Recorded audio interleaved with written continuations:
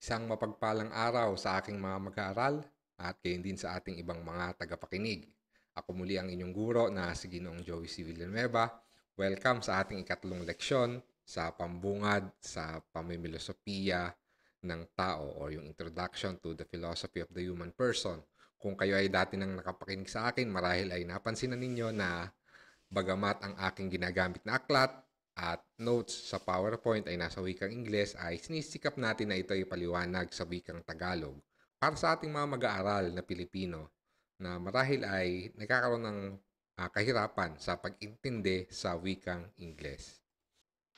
Ito yung ating ikatlong kabanata o ikatlong leksyon na focused on the human person. So nilagay ko dito ay lesson 3A sapagkat para sa aking mga mag-aaral, hindi lahat ng nandirito ay magagawa nating ipaliwanag sa oras ng ating klase at inaanyayahan ko yung panoorin at pakinggan ito sa ibang panahon.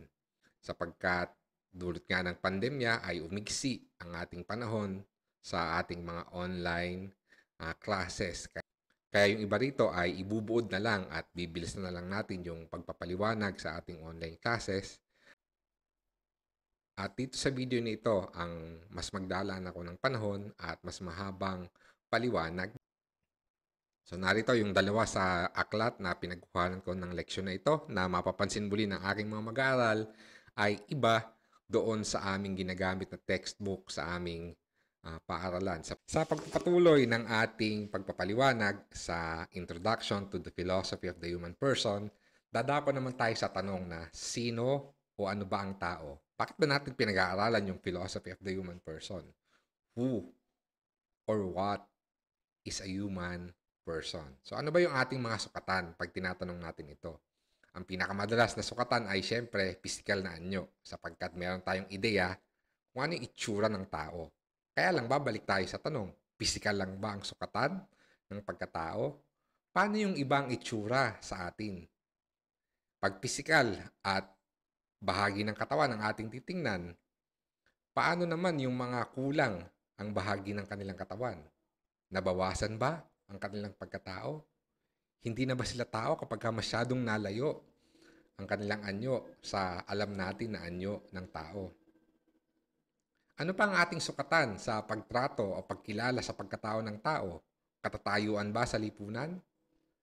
Paano yung mga walang maiambag o hindi kayang makisangkot sa lipunan tulad ng mga maliliit na bata at mga labis ang katandaan at nanghihina na? Sa filosofiya, lagi nating sinasabi na ang nag-iiba, naghihiwalay sa tao sa mga hayop at halaman ay ang kanyang isip. Subalit pag pinalalim din natin yung tanong, paano yung wala pang kakayanan o nilisan na ng kakayanan na mag-isip at gamitin ang kanyang isip? Paano yung mga muli inosenteng bata? Paano yung mga naratay sa karamdaman? At pag binalikan natin yung paraan ng pag-iisip o yung kanyang pag-iisip, ay tayong mga tao ay sa ating paggamit sa ating isip, iba-iba din yung nagiging bunga nito. Iba-iba yung ating nagiging paniniwala at iba't iba yung ating nagiging opinyon.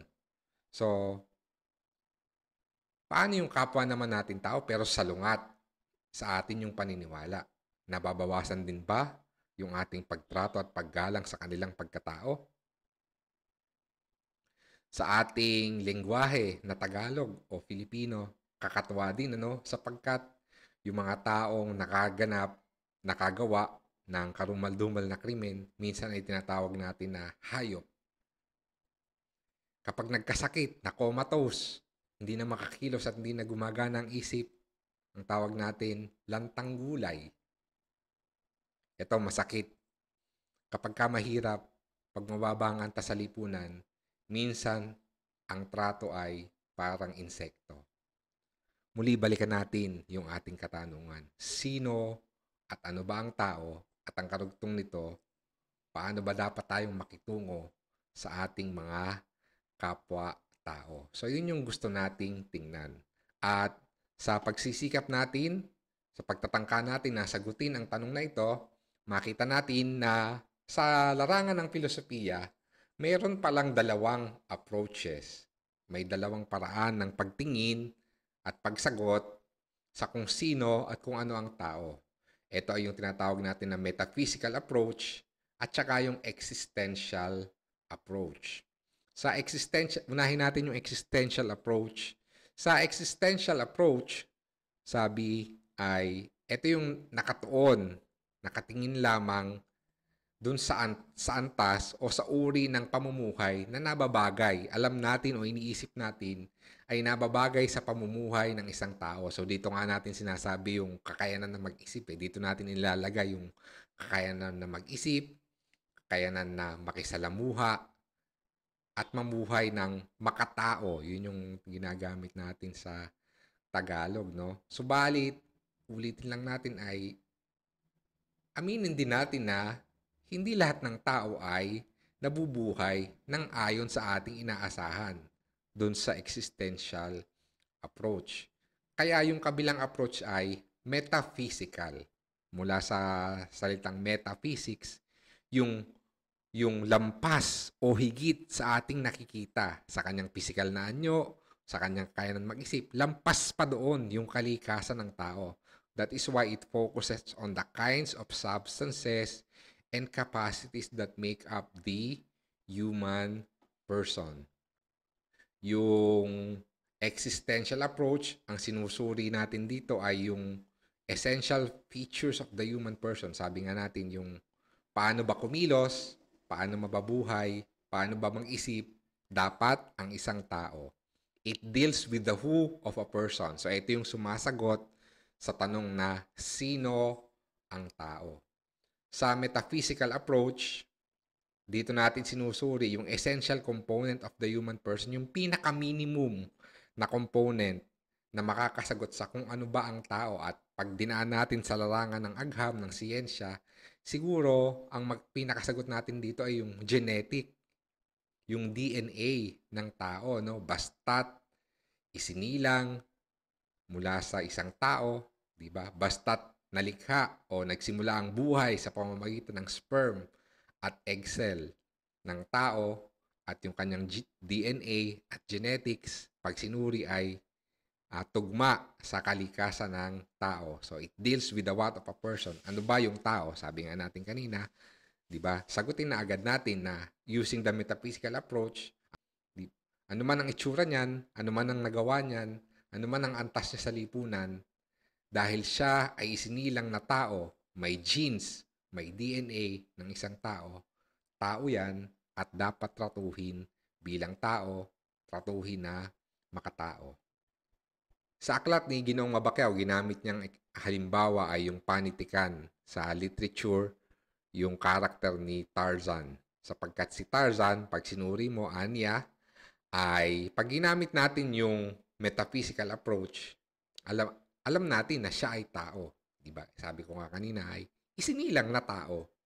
Subalit pag ginamit natin yung existential approach, yung kanyang paraan ng pamumuhay ay nahahalin tulad hindi sa tao kundi dun sa mga unggoy, dun sa mga apes na kanyang nagisnan at nakalakihan, no? At muli sa pagbalik natin dun sa paggamit ng metaphysical at existential approach, makikita na din natin kung saan nagmumula, kung anong pinagmumulan ng mga conflicting ideas, ng mga magkasalungat na pananaw sa lipunan at tao ng ating mga nakakasalamuha at mga naririnig natin sa social media man o sa television, no? Sapagkat pag tinignan natin, yung palang existential approach sa pagtingin sa kung paano mabuhay ang tao, marahil dito pala nanggagaling yung kaisipan ng mga pabor sa euthanasia, yung mga pabor sa death penalty. Kasi existential yung approach eh. Kaya yung mga nawalan na ng kakayanan na kumilos ng naaayon sa existential approach, parang hindi na tao yung kanilang pamumuhay, ay pwede palang mamatay na lang, euthanasia. O kaya yung nakakulong dahil sa karumal-dumal na krimen, makahayop na gawain, ay patay na lang, death penalty. At pag sinuri naman natin yung metaphysical approach, dito pala nagmumula yung kaisipan ng mga pro-life at saka ng mga human rights advocate na yung tao kailangan igalang bilang tao, anuman yung kanyang nagawa, anuman yung kanyang katatayuan sa lipunan, anuman yung mali o nakikita natin na kulang sa kanya pagka sinusuri natin sa existential approach. So, bagamat pag ginamit natin yung existential approach, hindi makatao yung kanyang pamumuhay sa anumang kadahilanan. Pag ginamitan pala natin ng metaphysical approach, ay, tao pa din pala to na dapat kong ituring na kapwa ko tao.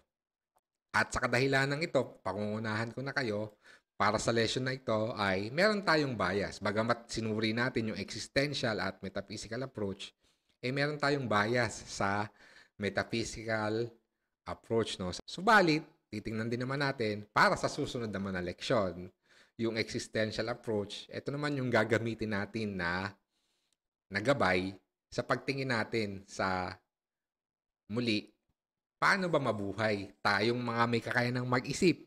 Paano ba tayo dapat mabuhay bilang tao? Sapagkat ito naman yung ating gagamitin na pundasyon para sa paghubog ng ating values. Values formation para dalihin tayo sa tamang pamumuhay bilang tao. Ngayon naman ay susuriin natin na sa paggamit ng metaphysical approach sa pagtingin sa tao, meron namang tatlong common na pananaw. So yung tatlong views gamit ang metaphysical approach, maaari nating hatiin sa tatlo. Iisa-isahin natin. Yung unspirited view, disembodied spirit view, at saka embodied spirit view. Muli ito ay nakabase sa aklat ni Ginoong Mabakyaw. So, yung unspirited view, mula nga sa salitang unspirited, walang espiritu. Ito yung bagamat metaphysical yung ating approach, tinitingnan natin na ang tao ay binubuo lamang ng kanyang material. Material na component, yung kanyang katawan. The human person is just his or her body and nothing more. Humans do not have a spiritual component. Wala tayong pag-uusapan na espiritu o kaluluwa sapagkat ang lahat ng nasa tao ay yung kanyang katawan. So, everything can be explained by science. Everything can be explained by the physiology and the anatomy of the human person. Emosyon, meron kang nararamdaman, in love ka, nagalit ka, o kung ano man, yan ay mga chemical reactions lamang ng iyong utak. Ang iyong pag-iisip, anong nilalaman ng iyong isip, mga nai-imagine mo, mga kaalaman na meron ka. Ito ay mga neural states lamang, mga electronic signals, mga chemical reactions sa iyong brain. Nakaramdam ka ng sakit, ito ay na-stimulate yung C-fiber ng iyong utak. So, walang walang iba doon, walang spiritual doon, walang kaluluwa na involved. Lahat ay physiological and anatomical processes. Yung kabila naman, the other extreme is the disembodied spirit view.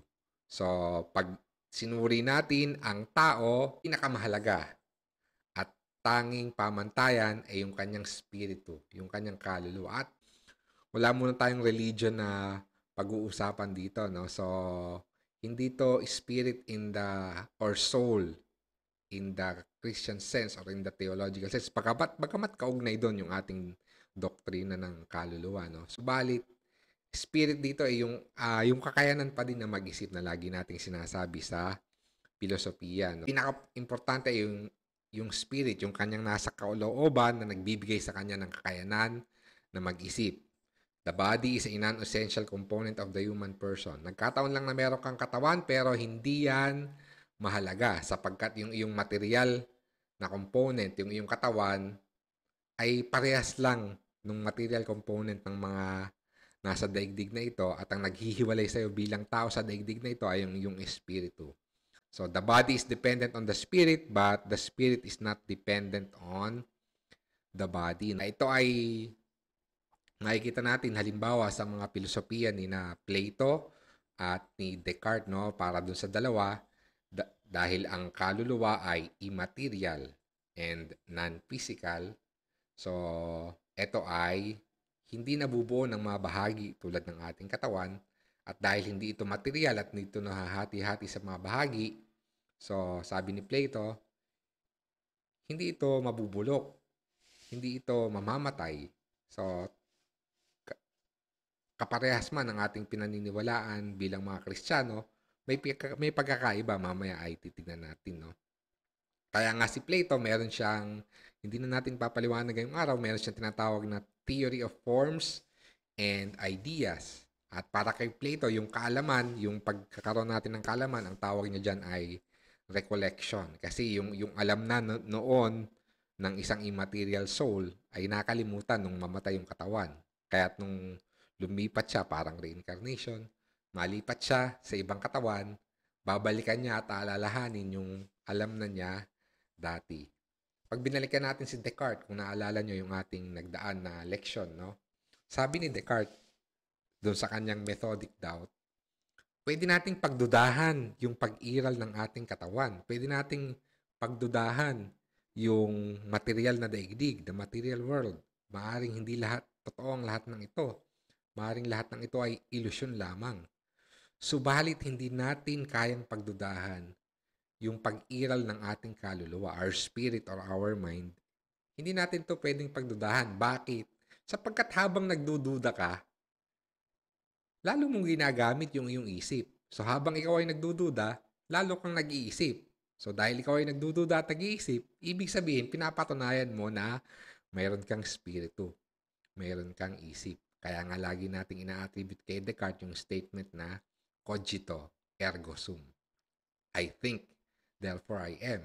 So, yun yung disembodied spirit view na ang kalikasan lang ng tao ay yung kanyang isip, yung kanyang espiritu. Hindi kasama sa pagturing sa kalikasan ng tao yung kanyang katawan. Wala itong bigat, wala itong halaga. So, dumako tayo dun sa pangatlo, sa gitna nung dalawang extremes, the embodied spirit view. Sa filosofiya ni Aristotle, simulan muna natin ay yung spirit or yung soul is merely a set of capacities or abilities that give life to something. Yung spirito ang pinagmumulan at nagbibigay ng buhay. Kung itataas mo yung iyong kamay o kaya ibababa o pakikilusin ang anumang bahagi ng iyong katawan, paano mo ba yan nagagawa? Dahil sa spirit. Kasi yung bagay na walang buhay, yung bagay na walang spirit, hindi kayang kumilos ng mag-isa. So kahit yung katawan ng tao, hindi makakakilos kung walang spirit. Hindi mabubuhay kung walang spirit. Wag pala makakilos kasi nga kahit di ka makakilos, basta't nandun pa yung spirito, nandun pa yung buhay, no? So the spirit is what gives life to something. And in talking about this, the human person is the unity of the body and spirit. The body and spirit cannot exist independently of one another. Pag sinabi natin ng tao sa embodied spirit view, ang kalikasan ng tao ay pinagsama, pinag-isang katawan at espiritu. Hindi mo yun pwedeng paghiwalayin. Sapagkat pag pinaghiwalay mo iyon, hindi na yun tao. Pag katawan lang, hindi yan tao. Pag espiritu lang, hindi yan tao. Ang tao ay pag pinagsama mo yung kaluluwa at yung katawan. Yun yung tinatawag natin na embodied spirit view, no? Sabi naman ni Camiloza dun sa kanyang textbook.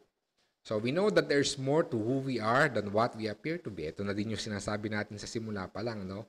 Kahit unang tingin pa lang naman natin sa tao, nagkakaroon tayo ng impression at kaalaman na ang tao ay higit sa nakikita. Merong hindi nakikita. Sa kalooban ng tao, yun yung espiritu. Ourselves is not just who we are outside, but is much more about who we are inside. So, yung nasa kalooban ng tao, yung espiritu, yung kaluluwa, ay kasama nating itinuturing sa kanyang kalikasan. Muli, yung katawan at yung kaluluwa na magkasama, yun yung tao, no?